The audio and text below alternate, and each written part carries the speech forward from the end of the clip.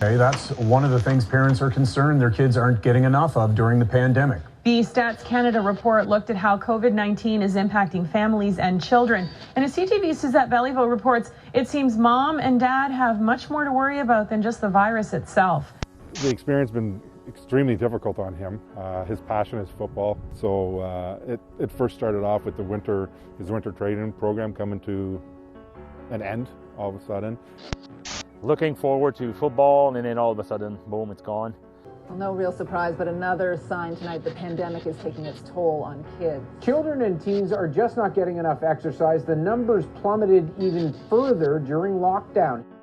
You know, with everything COVID kind of shutting things down, it's just been quiet. It's been quiet, right? And not much for the kids to do over the last 6 to 8 months. But yeah, it's been difficult. Missed out on being with his buddies. Many parents tell me it was a challenge at times trying to juggle daycare, homeschooling, and work during the pandemic. A survey from Stats Can reveals that nearly 3/4 of parents who responded are concerned about their children's social lives during the pandemic.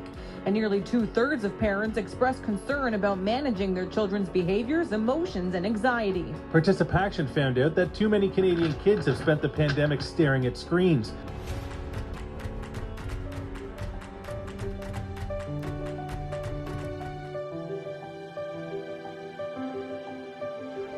I didn't have a ton of money. My partner Brock, kind of grew up with mom and dad. I had a single mom, so our money situation was pretty tight for the most part.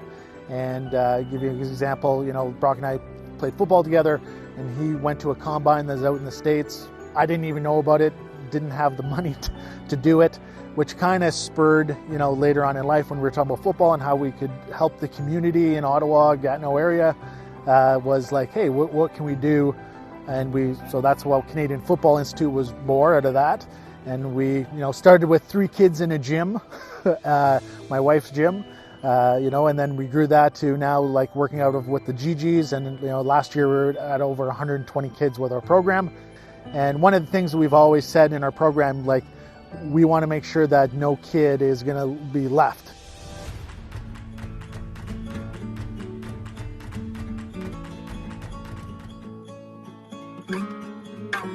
So this is Football Forward's first grant project that we were able to put on.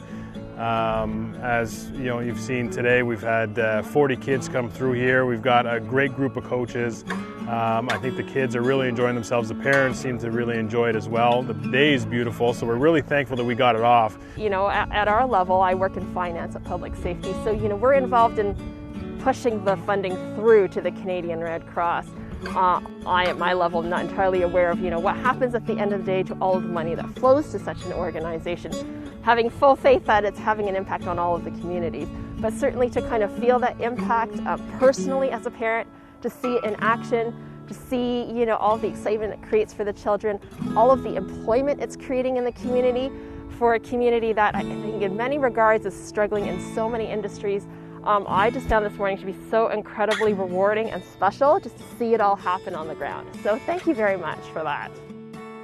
We had the questions over and over every day. When are we starting to play? When are we going to play football? They were all so excited to get their registration in. Looking forward to football, and then all of a sudden, boom, it's gone. And that led us to doing, applying for our first grant with the Red Cross, and we got approved. And now we're doing this awesome project at TD Place for our first ever event. I grew up in Ottawa South, and football was what kept me away from a lot of the wrong friends.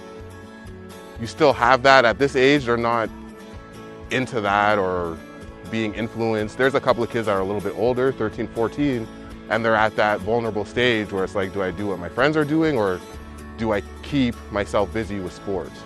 Do I build my football family now? And I think this is the best time to do it. They're around phenomenal coaches.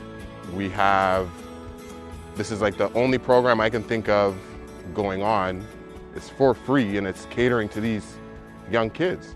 And a lot of people don't know about it. It's got to be a little bit more push, I guess, for the next round, but it's great. This is an opportunity where if I was their age, around this is something that I would definitely do. But for us to just see the kids on the field, the big smile they had on their face, even though they're not doing practice, not practice, but I mean games, for them it's important and they're looking forward to it. And to have this morning, it's great. 4 more weeks, I mean.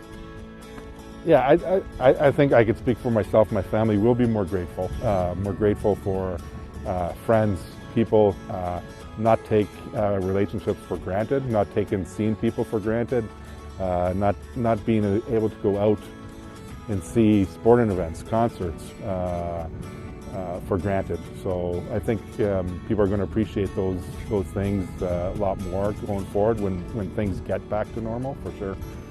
We want to be able to hopefully cater to more children, get them on the field a little bit more in a better environment from a COVID standpoint, if we can get through that. But ultimately, it's giving kids a chance to get outside and get some exercise, and who otherwise wouldn't have been able to. And really, it goes a long way from the mental health aspect from a child's perspective, is getting out and playing and running around with your friends.